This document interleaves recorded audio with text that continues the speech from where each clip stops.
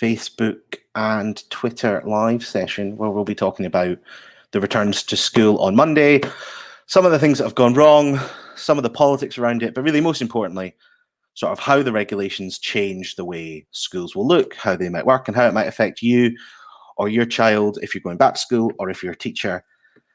And so it's maybe the best place to start is to kind of outline how long kids have been out of school. So children have been out of school since towards the end of March. There's almost 6 months they haven't been in a classroom now. And the government said really from the start of summer that their absolute political priority was getting all children back in school from the start of September, so from Monday. All year groups, all pupils back in school full time. But Mikey, it's not been a sort of stable political path, and the government's been forced into a couple of U-turns and had a couple of embarrassing moments. So what sort of happened since they made that commitment to get every pupil back in the classroom? So since then, obviously there's been quite a lot of discussion with teachers and head teachers groups about whether it's going to be fully feasible to have all year groups in school and safe to have all year groups and all pupils in at the same time without doing a rota system, without doing things like that. You know, obviously some schools are quite small, have quite limited resources, don't have a lot of outdoor space. So there's been a lot of discussions with Department for Education and teachers about how that's actually going to be accomplished in all cases. As of last night, roughly about 97% of schools, according to a survey, said that they were likely to open to all pupils all the time as of 1st or 2nd of September. There's only about 700-ish schools, we think. Again, this is according to a survey, so it's not, you know, we haven't asked all the schools. But there's about 730-ish who we think might not. And they are currently in the process of doing a sort of a ramp up into it. So it's still the aim that everyone's going to be open to all pupils at all times, but it might not happen day one in a very relatively small number of cases, about 3%, we think. Aside from that, there's obviously been difficulties nailing down what the government's line is on things like whether children have to wear masks, and what we're always told is that they're basing everything on the science, and apparently the science keeps changing as well, because they keep performing U-turns and changing policy, which has obviously been very frustrating for head teachers and for teachers who are trying to, you know, they've been saying since day one that they didn't have enough time to get this in place. And it's been frustrating for teachers, but by the sound of it, a lot of them, most of them, by far most of them, seem to have got a system in place that they believe will allow children to return to school safely. I mean, of course, this is also the second time that head teachers have had to reintroduce a system for social distancing in classrooms. And of course, they're not actually going to be social distancing in classrooms. So that's our first question that has come in.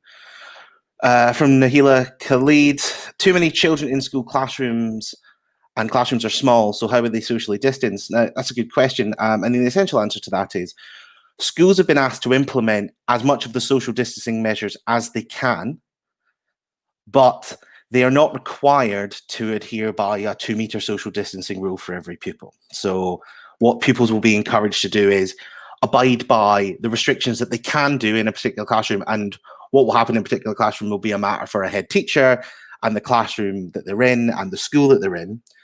But then there are certain guidelines that all schools are going to be asked to follow, Nahila, and that's children will be asked to wash their hands more regularly. There may be attempts to keep children in bubbles between classrooms, and certain schools will change their timetabling to limit the number of classrooms and people that a single class is exposed to. So some schools will do whole day lessons in one classroom. Some will do larger blocks. So rather than doing an hour of English, then an hour of maths, and an hour of science, you might do 2 hours of English and 2 hours of maths, and then science will be a 2-hour block on a different day. But in terms of small classrooms, this is one of the concerns that teachers have had since the beginning.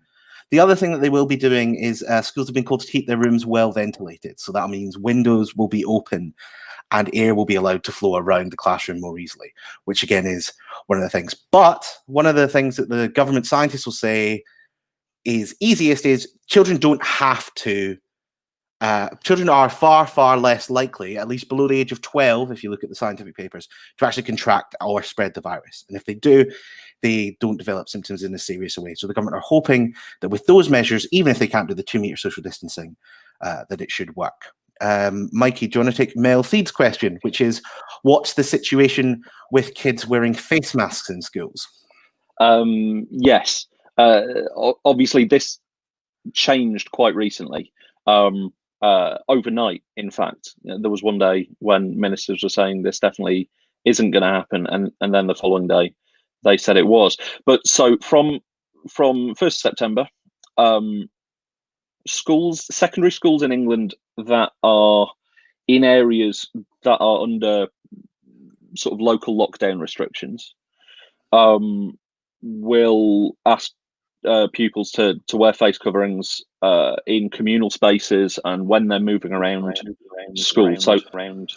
So it doesn't include classrooms, and primary school age pupils are not included. As Ollie said, children under 12 significantly less likely to be infected. Aside from those areas of the country, sort of West Yorkshire, Greater Manchester, those areas that are in sort of local lockdown restrictions, it's been left up to head teachers. So while I can give you the sort of the general gist of what's going to be happening nationally, if you want the actual answer for your school, probably best to contact the school and ask them what the rules in that school are going to be. Jess is asking if parents can be fined for their children not wearing a mask in school. Now, Jess, as far as we know, the answer to this question is no, you can't be fined for your child not wearing a mask in school, because as Mikey said in the answer to the previous question, it's not every school that will have to wear the rules, have to wear masks in school. It'll be geographical based on whether you have lockdown restrictions in your area or at your head teacher's direction. And your head teacher can't fine your child for not wearing a mask in school. Children, by the way, who have conditions which are on the exemption list, so some children with breathing difficulties or certain conditions, are exempt from wearing a mask anyway, even if their school has introduced mask wearing rules. So there won't be fines. That doesn't mean to say that your child couldn't be disciplined by their school for not wearing a mask when they've been told to. And that's an issue, I suppose, for teachers and schools to kind of mediate on. The kind of broader issue here is about fining schools fining parents anyway for non-attendance or for other breaches of the rules. You can be fined if your child doesn't attend school. It's worth covering now if we're talking about fines. Head teachers and local authorities are able to levy those fines. The government has encouraged them to use them as the last resort, though. They've said don't just fine people out of hand, and to try and understand some of the anxieties parents might have of getting children back to school. So whilst we might see some of the more kind of draconian head teachers across the country resort to this, we don't think it's going to be a kind of first point of call for every school across the country. Mikey, this is kind of an interesting one because for a while there, the government were kind of talking up this fining rhetoric as kind of quite a tough way to get children back into the classroom. But they've kind of rolled back on that in recent days. But we saw this overnight with the return to work stuff. Some of the government messaging in this has been quite harsh, hasn't it? It feels like they've been ready to pick fights rather than maybe try and build consensus and trust around getting people back. Yeah, and it does seem like there's sort of two sides to it. There's government messaging coming from different parts of government. It seems like so. Like yesterday, there were for example, in the return to work thing, as you said, last night in several of the papers there were messages. People should return to work because employers might sack them if they don't. But this morning, the government was saying no, that's incredibly unhelpful. So it's very difficult. There's not a consistent message coming out. That it's almost like they're doing good cop, bad cop. So as you were saying, with with school attendance, there were messages coming out. The head teachers will have the power to fine people, and they should fine parents if children don't attend. But last on Monday, I believe, we got the message that head teachers, there was a message to head teachers that they should talk to parents first. There should be sort of lengthy discussions before any fines are really talked about. So there's a certain amount of inconsistent messaging. So that sort of feeds into the question from Soraya: what will happen to those parents who refuse to send their children back to school? And the short answer to that is it'll be a matter for those parents to discuss with their head teachers and local authorities. But as is generally the case in the United Kingdom, parents have a legal responsibility to make sure their children are receiving some kind of education. So obviously there are exemptions to that rule. If you homeschool your children for some reason, there are ways to get around having to send your children to school. And for those reasons, if you don't send your children to school anyway, obviously this doesn't apply to you. But if you, like 99% of parents in this country, send your child to a regular school, not attending school will see you result in fines, and there could be wider consequences from that. Obviously, non-attendance of school for various reasons can result in referrals to social work, etc., etc. Now, the easiest thing to do, I think, if you're a parent and you're concerned about your child returning to school, is to talk to your local head teacher. They're the person who's made the detailed plans for the school your child may or may not be going to, and if you speak to them, they might be able to assuage some of your fears. But there will be consequences for not sending pupils to school. The government have said, like we just said, they're going to try and avoid they're going to try and avoid fining people off the bat. But that is the kind of general direction. You will be fined, and the other.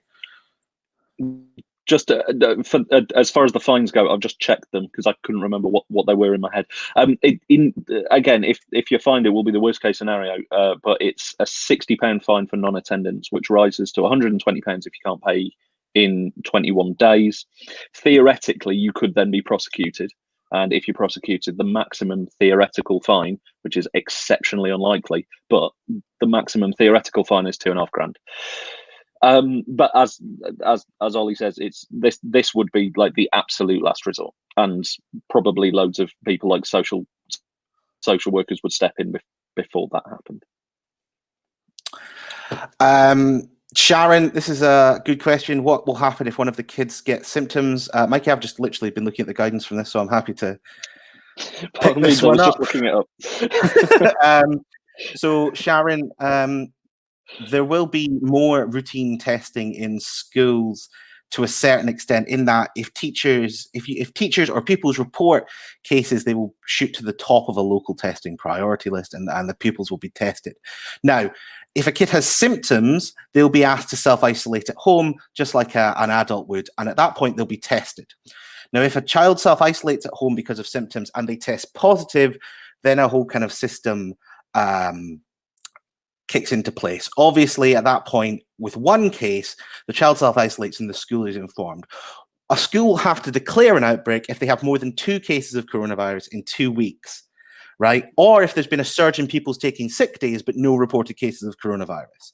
So in some schools, people maybe won't report, and especially as we get into winter and other symptoms develop, people will have days off because of cold. If there was a surge of people off sick, but no confirmed coronavirus cases, schools will have to report that to a local authority. As part of the rollout for that, mobile testing units will be sent to schools to try and contain outbreaks. And children who have been in close contact with a student will be told to self-isolate at home once they've tested positive. A lot like the system works currently for adults. If you were in your work and your colleague who sat next to you tested positive, you would be asked to self-isolate. Now, schools have been told to prepare for this by preparing online syllabus material for those pupils who've been sent home. This is another sort of challenge that teachers are placed under, is that they'll have to have almost a second set of work, or the same set of work being able to done online for students who find themselves self-isolating. Now, a whole year group may have to isolate in the situation in which it becomes widespread, but entire schools will not close unless local authorities' health protection teams decide that it's necessary. So schools will keep a record of who's been in close contact with one another. In the event that pupils test positive, they'll be asked to the people surrounding them will be asked to self-isolate. And in the worst case scenarios, classes and year groups may be asked to self-isolate. But again, as the government have said multiple times, the chances of children, particularly youngish children, getting it are quite small. So Charlotte Bryson says, so if a child in my child's bubble gets COVID or has symptoms, will we all have to self-isolate and have time off from our jobs? How on earth are we expected to afford this? So there's a couple of questions there. Mikey, I'm going to ask you do you want to do the bit on affording it afterwards? Because there was some change to that yesterday. And I'll start with what happens if someone in your child's bubble gets COVID. That's sort of similar to the rules we've discussed before. So they'll be asked to self-isolate. Now, you won't be asked to self-isolate unless you then start showing symptoms, is my understanding of the guidance. So if someone in your child's class gets COVID-19 and your child was near them, they'll be asked to self-isolate. Now, if they then start to display symptoms, your household will then have to self-isolate, but it's not automatic. There will need to be some display of symptoms from people in your household. Mikey, I'll hand over to you from the whole time off from your jobs and how else are we expected to afford this, because the government made some perhaps not as fully welcomed or as wide-ranging changes to this yesterday. It's not ideal, but it's sort of a step in the right direction. The Department of Health announced that there would be some payments made in some areas of the country to people who have to self-isolate. So to start with, it's just going to be in some high-risk areas, parts of the Northwest, Blackburn, Darwen, Pendle, and Oldham as trials, and then it may be rolled out further. But it effectively amounts to £13 a day for the time you have to self-isolate. So if you don't have symptoms, so you have to self-isolate for 14 days, then that amounts to 182 quid, give or take. And for people who do have symptoms, which wouldn't necessarily be the case if it's a child, but they get £130 because it's 10 days that they have to self-isolate for. So in some parts of the country to start with, there will be some money to help out with that. But to start with, that's only going to be in areas that are high risk. Probably it'll be rolled out to all of the areas that are under local lockdown restrictions, but they haven't said yet if or when that'll be rolled out further. Aside from that, if the government have helpfully said that if you're struggling, if you're not able to work from home, then and if this hasn't been rolled out in your area, then you should claim universal credit, which some people think that's not very helpful. But yeah, in fact, the mayors of Manchester, the Greater Manchester region, Andy Burnham, the Greater Sheffield region, I believe even the Tory mayor in the West Midlands have said, actually, there needs to be some extra support for people. Because you're right, if you have to self-isolate for this amount of time. The £13 a day roughly equates to what you get with statutory sick pay. Is the idea. That's how much it is. Kat Marie asks, will they be testing children in schools without our knowledge, or do they need permission from parents? It's a good question, and I don't know the precise answer to it. I'll be totally honest with you. But my inclination is that there will not be automated testing in schools. That's not going to happen. They're not going to do what's called surveillance testing in schools, as far as I'm aware.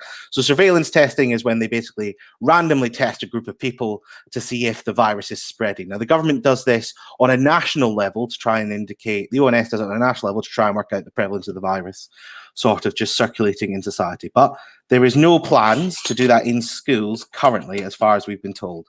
Now, that means when will your child get tested? Your child will likely get tested then in the situation in which someone in their class has tested positive for coronavirus, right? And they've been told to self-isolate because they were in the same bubble or they were in close proximity to the child. In that situation, they'd be asked to get tested, but you'd obviously be informed as their parent, as it's a medical sort of procedure. So there shouldn't be a situation in which